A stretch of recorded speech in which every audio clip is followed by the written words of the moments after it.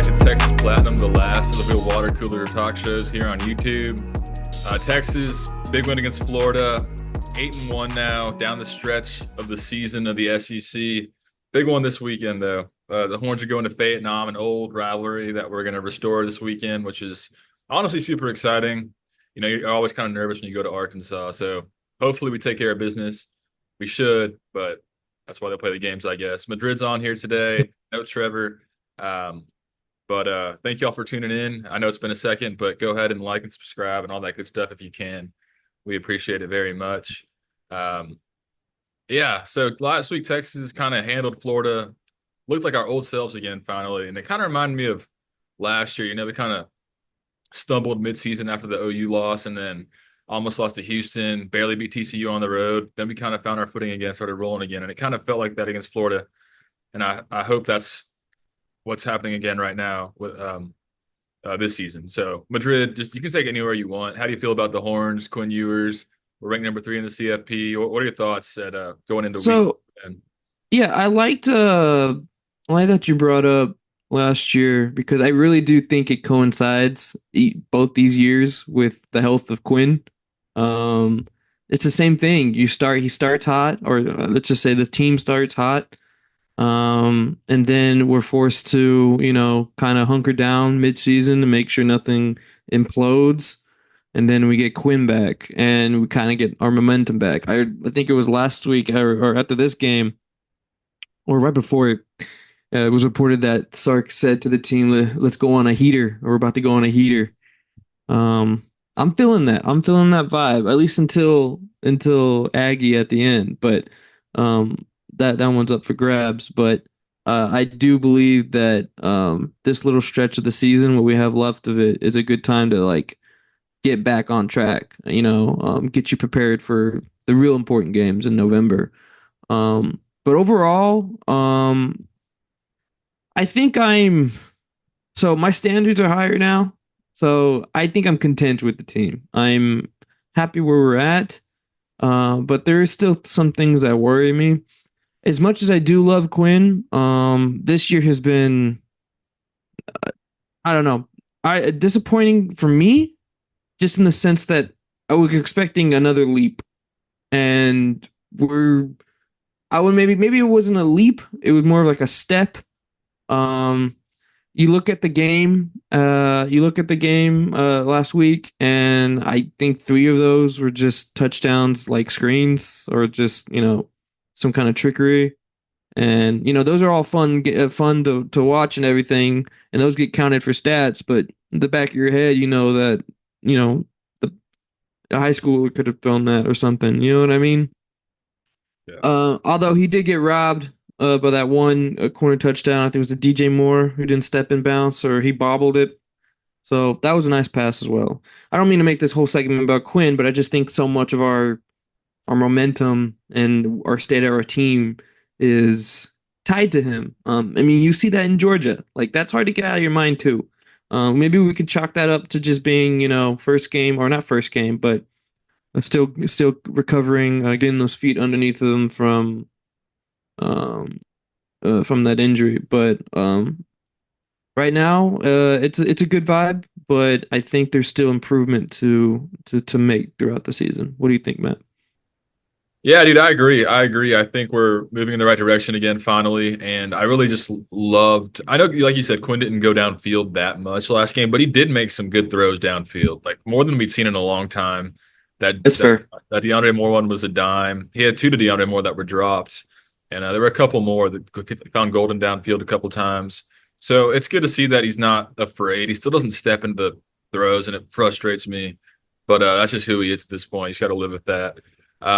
I do think that Jarrett Gibson is going to be a big part in getting this offensive rhythm back up and running. And we saw that Saturday. I mean, he had an up and down game. He had those fumbles, but he also ran really hard and was able to get tough yards and get in the end zone and move the chains, which really just keeps the defense honest, because our run game was absent against Georgia, and it really was not that great against Vanderbilt either. And it kind of pigeonholed us, where the defense just sat back and expected the pass, and that put Quinn in a bind a lot of the time. So just keeping that balance back, getting that balance back is huge. And Jaden Blue looks better too, and Weisner ran good as well. So good to see our running backs trending in the right direction. Um, O line played probably their best game of the year, I thought, which is really encouraging because Florida had a lot of injuries, but that that front seven is still like a good SEC front seven. Like even they weren't missing that many people up front. It was more in other places, so that was a good sign. But yeah, no, I agree. It's a pivotal time in the year, and our defense is still just amazing out of nowhere.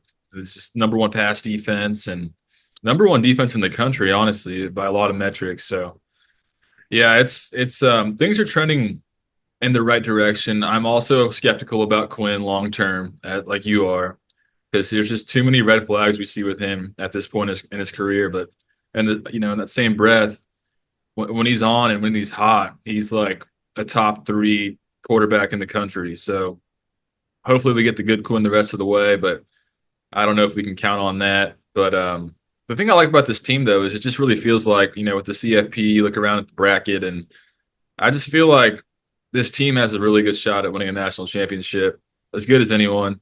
Not saying we're going to do it. A lot of things have to happen that way. But last year, like I've said this on a couple videos ago, last year I felt like we were kind of just lucking into the playoff, and holy crap, we're in the playoff. What if we win these games? Now it's like we expect to be in the playoff, and we know we have the team that can win a national championship if we play clean football down the stretch. So that's exciting, and I'm excited to see this Arkansas game. I want to see our defense fly around, and I want to see Quinn to keep cooking and build some momentum going into Kentucky and A&M. I'm glad you brought up the CFP though. There's been lots of talk of our schedule and the strength of it. I think it's kind of funny. If I could pick at it a little bit, like people are saying, they're really holding on to that Michigan win for dear life. Like they're using it. They're hanging on to that. That's why they're there. I just want to say we scheduled Michigan when they were like a national powerhouse and we were down. So like, how is that our fault that like the year after they win a national championship they turn into pumpkins? I don't understand. Also, it's a historic blue blood that's still like, I don't know, anything could happen with those games. I digress. All of a sudden having an SEC schedule, it's things we were touted of like no matter the schedule that Texas gets when they get in the SEC, there's just no way. There's no way they hold on. Look, we beat teams that are in front of us. Like you beat the team that's in front of you, no matter how good or bad they are. I'm still one to believe that in the SEC it's a lot closer to the NFL where it's like any given Sunday type of ball.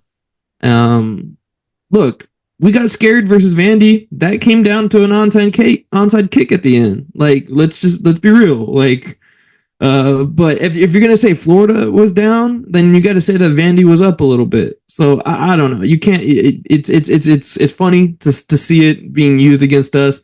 It does remind me of early CFP playoffs discourse with teams like I don't know. I don't want to say Bama because everyone kind of knew who they were, but I don't know. Let's say a Clemson or say name a Pac-12 team, right?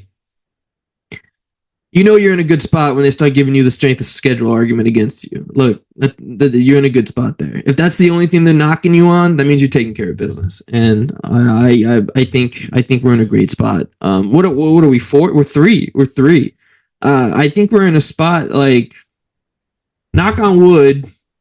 Say we get 2 losses. I think we're still in there. I think we're still in there. And we're setting up for a nice last game against A&M, like you said, like they're ready to play spoiler. They really are.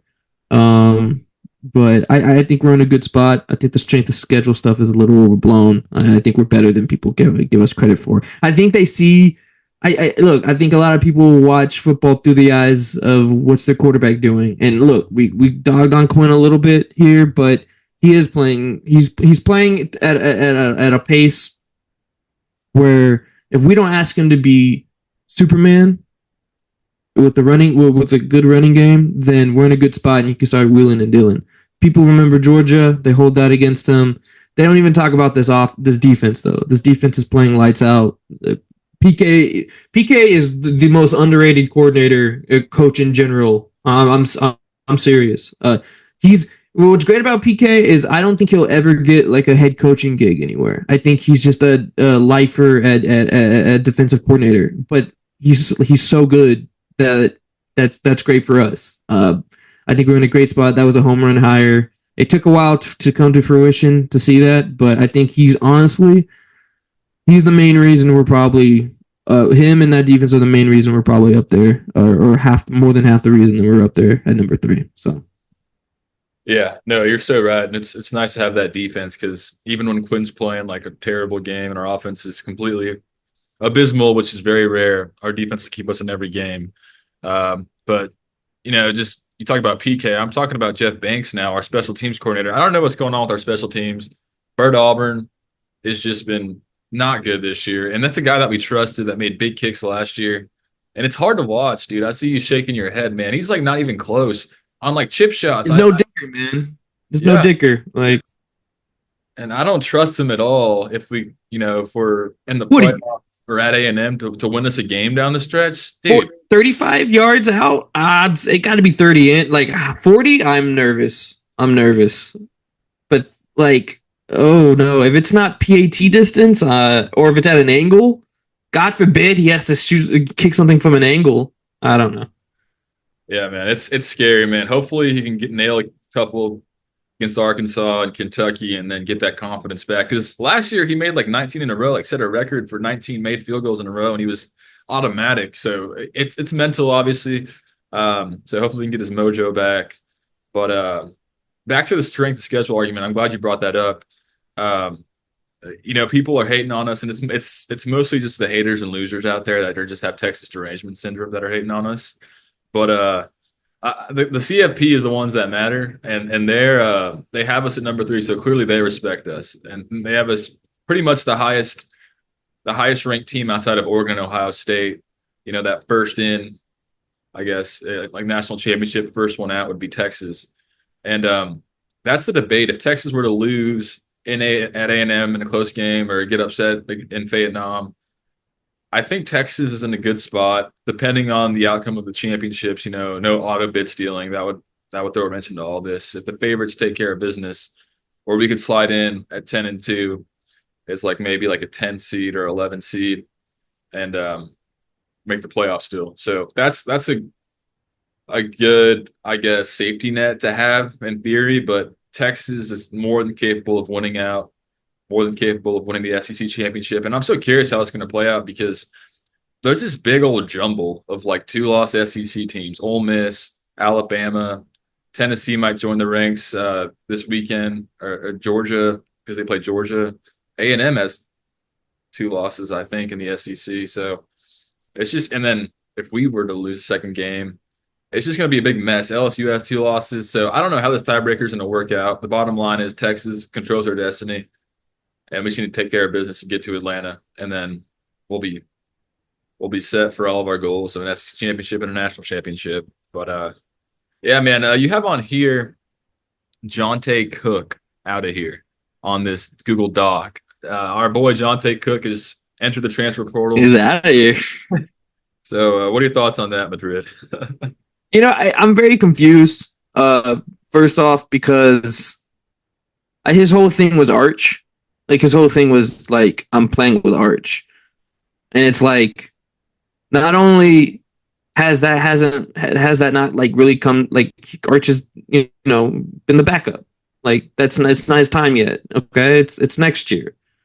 Not only has that not happened, the opportunities that you have had with Arch, you're dropping passes, you're dropping touchdown passes. And I know he's shown flashes for us, but Sark says that the feeling, the ending of the relationship was mutual, and that just goes to show that even in practice, this man is not focused.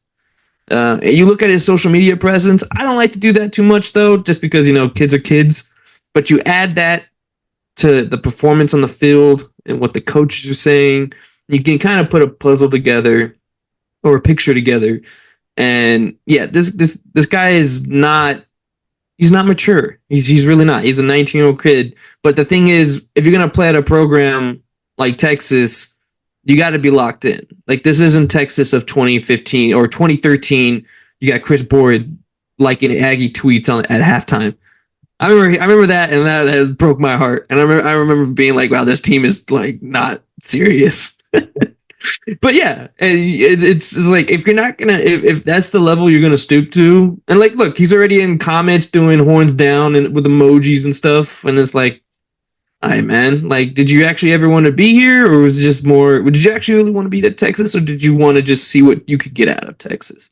Um, on top of that, I know he's frustrated with not getting touches or a lot of playing time. But I look at Wingo, like the outside of Bond, really, who's like the guy. Maybe even Helm. But for the rest of them, Moore, Wingo, Golden, am I missing someone else? Oh, Bolden. Yeah. Uh like those guys aren't dominating, like they're not getting 15 touches a game. Even like Wingo, someone that's younger than him, he maybe gets one or two, maybe three a game, but he maximizes those touches. He really does. Jonte Cook doesn't maximize his touches, and I really do hate to see a 5-star go. I do, but I think wide receiver is just something we're never gonna have a problem with. So he can go to Oregon, he can go to LSU, he can go to Aggie. I don't know where he's gonna go. Probably Oregon. Um, and he can do his thing. I wish the young man, best of luck, but he can join the ranks of Brew McCoy, Jake Smith, Jai Hall. Who am I missing? There's a I bunch. don't know. Maybe who? There's a bunch of them. I forget them. Yeah, I was about to say. You can make one of those Harambe pictures, like in the sky, like Reggie Hemphill. clouds. Reggie Hemphill, man. Yeah, man. Like those are all good talents. They really were, or at least some of them. But it's not like we missed out, and it sucks. And it's midway through the season too, which is just a weird time to quit on the team. Just a weird time because what are you gonna do? No one's. It's not. You're done with this season. There's no more tape for you. There's no more tape for you. Like you're gonna go transfer after the season and convince someone off of high school rankings. But what do I know? Um, it sucks, but it's something that I think we'll overcome really easily. I don't know. I try not to hate on the man too much. He's just a Yeah. little immature. Yeah, no, I think it's a short-sighted decision to do it at this point of the year because, yeah, like you said, there's no point in doing it right now. Just ride the season out, get the reps in, and then if you want to hit the portal after the year, do it. That's what we do now in the portal era. But I like how you said that we're not going to ever hurt for wide receivers, and that's so true. We have like 3 5 stars committed right now, and Sark will find a couple in the portal if we need them. Like we're going to have the best We'll receiver. find the best portal receiver next year. There Yeah. you go. I bet you. I'll guarantee we'll at least be in on him. So Yeah, it's a given. And then hopefully we get Golden back next year too. So yeah. yeah, I agree. And I wish him the best. I think Jonte will be good. I think he'll still be a great. No, he'll be good. He's a good talent. I'm downplaying his talent just because he's leaving, but Yeah, I just don't think he maximized his potential here at all. yeah. Potential is the word. Yeah, he's got a lot of potential. But all right. Well, I think that kind of sums up our thoughts on the team right now. I mean, it's kind of at a I guess a hinge point over the next couple of weeks to see where the direction of Quinn Ewers and this offense heads down the stretch. Championship November, and hopefully it heads in the right direction. This team's better, and I trust them, and I trust them. I trust Sark. I trust the staff. So anyway, There's a structure there that you can rely on, and I'm really hanging my hat on. yeah. Exactly. But anyways, we'll move on to the Arkansas game. We don't really know the most about Arkansas, but we'll give our thoughts on it and do our predictions, of course, and maybe do a Tennessee Georgia prediction, which is a big game Saturday as well. And then get out of here. But yeah, Texas plays Arkansas at Fayetteville this Saturday, 11 a.m. Thankfully, not a night game. Taylon Green is healthy. That's their quarterback. Kind of looks like a dollar store version of Vince Young if you squint your eyes. Jaquindon Jackson's back. The The fourth. man. This one hurts, man, because Madrid and I were like, we were believers in Jaquindon. Like, I wanted that guy to be That QB1. was our guy, dude. Yeah, I loved that. I loved his profile coming out. Like I yeah, really did. I mean, I fell in love with him in the same profile as I did like Jalen Milrow when we had him potentially. You know what I mean? yeah, yeah. He's just a great athlete, and when he's healthy, dude, he's tough. He's tough, and I worry. That's the one thing about this defense. I think if a team was intentional about like running the read option and just running pretty much every play, they could get some yards because we do go give up leaky runs every once in a while. We will bend sometimes, but we usually don't break. So if Arkansas wants to shorten the game like that, that could be problematic and kind of make it a dogfight down the stretch. But I mean, Michigan tried that and they couldn't run on us at all. Um, a lot of teams have tried that. I guess Georgia kind of did that somewhat, but that was our offense throwing picks left and right. That was a weird game. Yeah, our defense played great that game. So, you just worry whenever you got two dynamic athletes back there. If we're playing a C game on defense, they could get loose on you.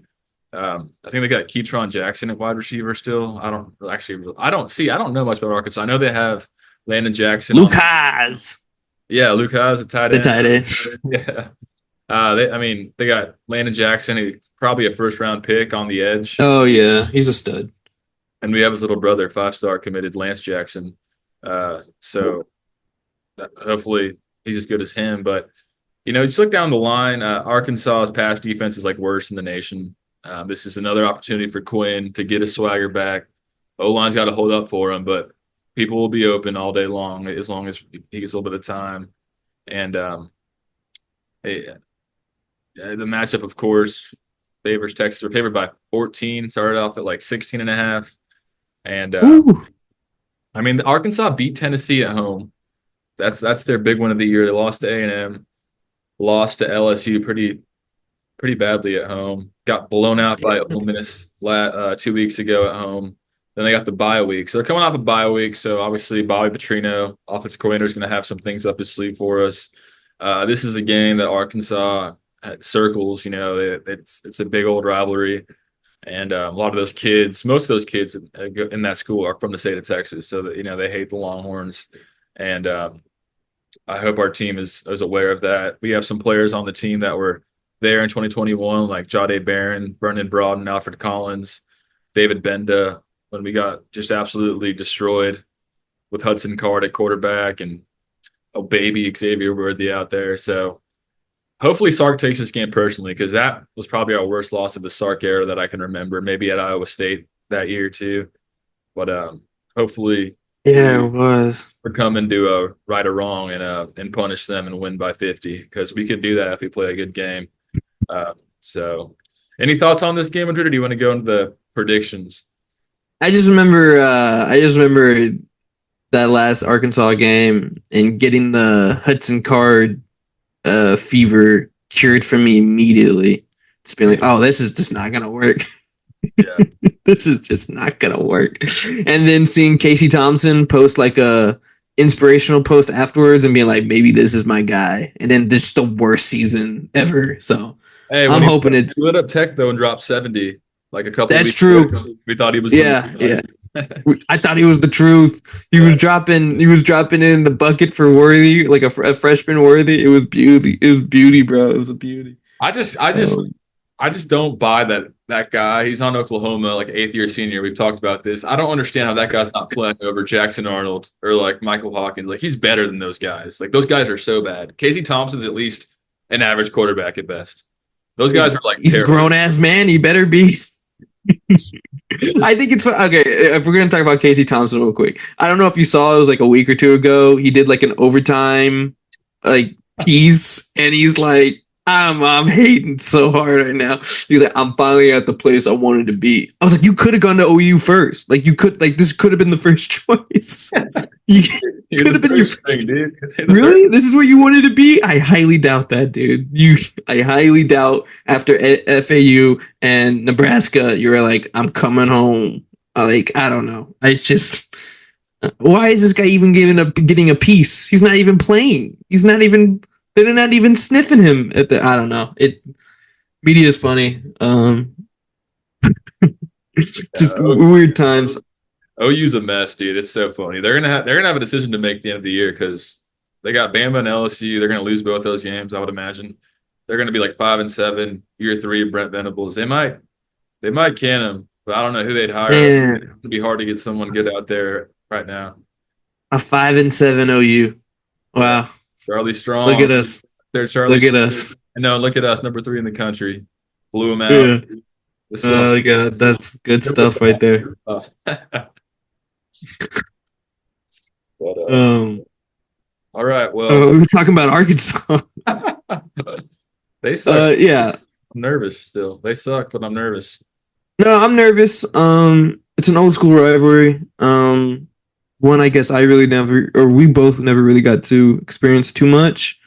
Um, or at least me, I don't know how much bad feelings I'm supposed to have for them. Agreed. But looking at their past games, like one that sticks out to me is as pass heavy Ole Miss 63 points. I don't think we'll put up 63, but we'll get damn near close to that. Um, the only thing that would give me pause for this game is O line has just been kind of weird lately. This is supposed to be like the bread and butter of our team, or at least the offense. Like that's a senior junior O line with NFL prospects, and they just make dumb mistakes. I mean, Cam Williams got hurt, but he got back in the game. So I don't know. Maybe I'm always tepid about O line inconsistencies, or at least what I perceive as inconsistencies. I just have a high standard for O lines. But maybe I'm wrong about that, and hopefully I am. But I think we're in line for like a 34-17 type of win, in my opinion. I think we can. I think we avenge Vietnam in 2022 or 2021, whatever season that was. Yeah. No, I agree. And to the O line's credit, they did play a really good game against Florida, I thought, for the most part. They still have the Yeah. penalties, but not nearly as many as they had in the past. And I think a lot of that is just adjusting to these SEC refs. I mean, they call everything, it seems like, and on us at least. And when Yeah, they do. there's like a stretch play or anything, they're looking for a holding call every time. So I guess it's a learning curve, and also just a lack of discipline. But yeah, thank God Cam Williams is healthy. But my prediction on this game, um, I think Texas is plays a good game this Saturday. I think like we're kind of aware that now every game is a championship game. It's you control your own destiny, and I think that Florida game got us a lot of our mojo back on offense. Our defense will travel, of course. I think even though they are dynamic in the backfield, I'm going to go Texas 45, Arkansas. I'll be generous, 20, 45-20. Texas will cover. Might be scary for a quarter or something, but I can Texas, see that. too many NFL players. We're too well coached. Pittman is he's known to get blown out in some games like these, but he's also pulled the upset against Tennessee, so you have to be careful. But Texas wins big. Good Quinn Ewers game. Ryan Wingo goes off. Um, Horns 45, Pigs 20. I liked it. Let's do it. Last thing before we hop off, Georgia, Tennessee in I think it's in Athens Saturday night. That's a huge game, man. If Georgia loses It's that, a big game. they're out of the playoffs, and that kind of puts Tennessee in the driver's seat to go to the SEC championship against us potentially. So, what are your thoughts on that game, Nico? Yeah. Is injured. So the Nico thing kind of scares me. It's in Athens. I don't, as much as Carson Beck has been kind of up and down, I do think this comes down to just, quarterback play. And if Nico plays, Nico, who, I don't know, I was high on him coming into the season, and it just hasn't really panned out like I thought it would. He looks still really raw. But I like Georgia here to keep their hopes alive. They seem like a team right now that who still has a lot of fight in them. So I like Georgia here. Yeah, I agree. Georgia at home. I bet they kind of put together a really good game. Maybe win comfortably, win big, get back on track. But it's I crazy. just think also Georgia can play in a lot of different ways too. So more Yeah. so than like Tennessee. Right, right. As long as Carson Beck's not throwing 4 picks, they'll win the game. Yeah, unless yeah. But cool, man. Well, that wraps it up for us. Anything else, Madrid, or do you want to get out of here? Now we've got a Spurs game to watch. For Spurs, baby.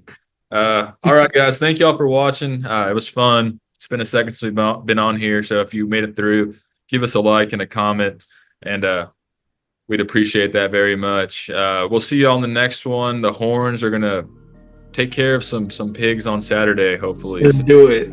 Let's get ready for it. But all right, y'all. Thanks so much. I'll see you around. Peace. Welcome.